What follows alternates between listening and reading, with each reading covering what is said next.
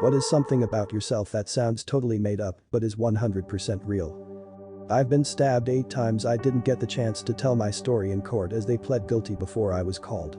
I was drunk and I came out the pub I was in to get some fresh air. I walked past 3 guys and one of them asked me for a cigarette. I told him I don't smoke and he became immediately aggressive.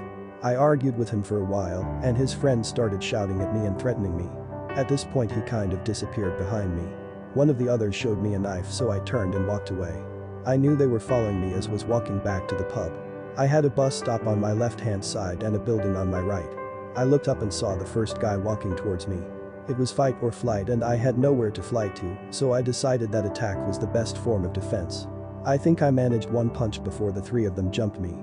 They had been robbing and beating up people all over town for about 2 weeks beforehand. My husband, I'm 30, has been my best friend since I was 7.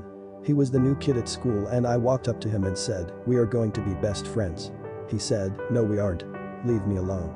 I bugged him every day for 2 weeks before he finally said, "If I'll be your friend, will you shut up about it?" We were married 20 years later. Proved his ass wrong. My great-grandfather worked in the textile business and started importing rayon fabric from Japan in the late 60s and 70s. Keep in mind this was during the early days of synthetic fabrics and traveling to Japan was not all that common.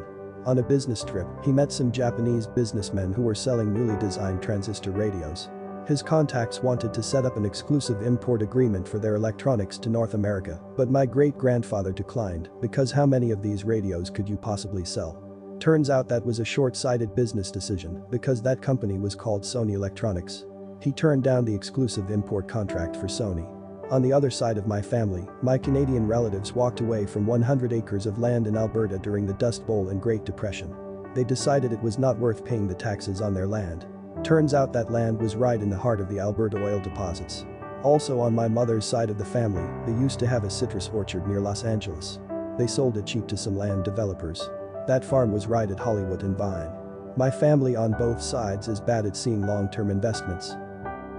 My great-grandma ran a brothel back at the turn of the 20th century. She was Algonquin and people were pretty racist back then, so she had a hard time getting business. Since it was a coastal town, Maine, she bought up a couple leaky old rowboats and would load them up with hookers and booze and row them out to the ships at night. When ships came into port, most of the crew would get shore leave and hit the bars and brothels in town, but they always had to leave a few sailors on the ship to keep an eye on it. My great-grandmother figured those guys had money too and probably felt left out. She basically set up water-based lot lizards, or burros. My grandpa and his sisters grew up in the brothel and no one would talk to them or socialize with them. My grandpa met my grandma picking green beans for a local farmer. They fell in love. When they wanted to get married they had to leave the state to get away from her family that were utterly disgusted that she would marry the son of a whore. So they ran off to Detroit because GM was hiring and that's how my family came to Michigan.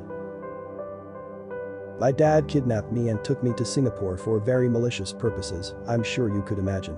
I was 15 and my dad literally had fake documents and suitcases filled with random clothes. When we got there we went to a sketchy hotel and after 15 minutes he went to the bar. A bit after that, some guy just walks in. I was confused, but he began muttering saying I was too pale and too old and he left. I called my dad, but he didn't answer so I climbed out through the window and went to the police. They put me on a plane home that same hour. I don't really tell people because it's a bit of a crazy story and sounds made up, hence why it's here, but yeah. Holy fucking shit. Are you okay? Yeah, I'm totally fine. This was 2 years ago anyway, and nothing has happened since. It's just crazy to think about. The most fucked up thing to me is that my dad did it deliberately. It wasn't like this rando dude came into the wrong room, it was strategically timed. But yeah, thanks, I'm all Gucci now. I died first and then was born.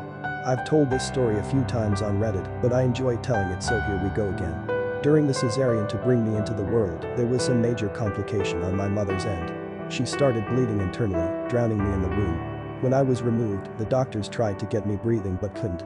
I was declared dead. My mother was still unconscious, but my dad was brought in to say goodbye to me.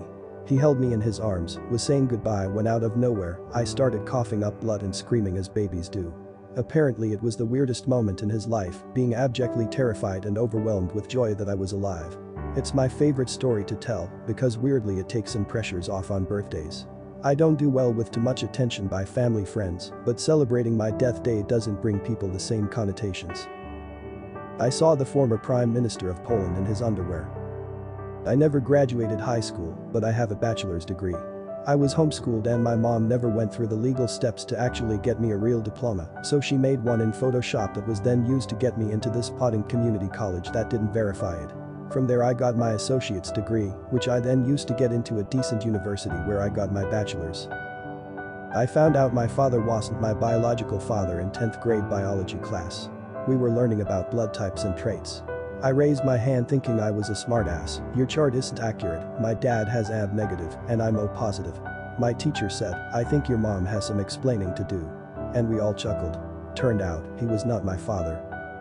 I came home and laughed about it to my mom. Went to a friend's house and got home around 8 p.m. When I got home, my mom was waiting for me. My mom had a stack of pictures on the foot of my bed and told me that's your real father. Lol. So that's how I found out. I was actually okay with it. The person I thought was my father was already kind of a loser deadbeat. Turns out my dad was also a loser deadbeat. No loss, I guess. Would have been awesome if my dad would have turned out to be a decent human being. So, tragic story, not a happy ending.